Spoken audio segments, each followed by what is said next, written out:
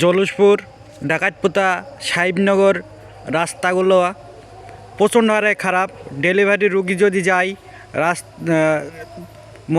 এমনকি ডেলিভারি রুগীটা মরে যাওয়ার মতো অবস্থা হয়ে যায়। কেননা রাস্তাটা অতি অবশ্যই সারানোর দরকার আছে। নেতা মন্ত্রীরা সব মরে গেছে, কেননা যাকে বলতে যাচ্ছে হ্যাঁ কাজ হবে ভোটের আগে, পাবলিক বলতে চাচ্ছে যে রাস্তা আগে চাই, তারপরে ভোট, আগে রাস্তা তারপর ভোট।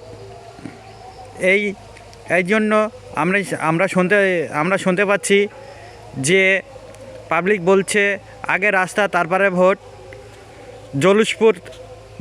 জলুসপুর ডাকাতিপোতা আর এদিকে হচ্ছে সাহিবনগর রাস্তাটা প্রচণ্ড হারে, সাহিবনগর দাসপাড়া পর্যন্ত, দাসপাড়াটা খুবই খারাপ। আমাদের এই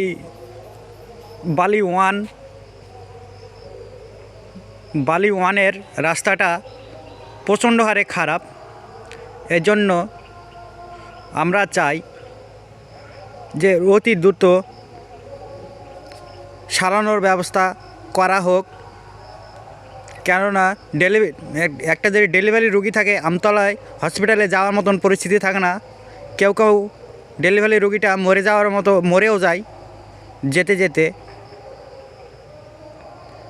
কেননা কেউ কদিন বলতেও নেতা মন্ত্রীরা ঘুষ খেয়ে না মোটা হয়ে যাচ্ছে।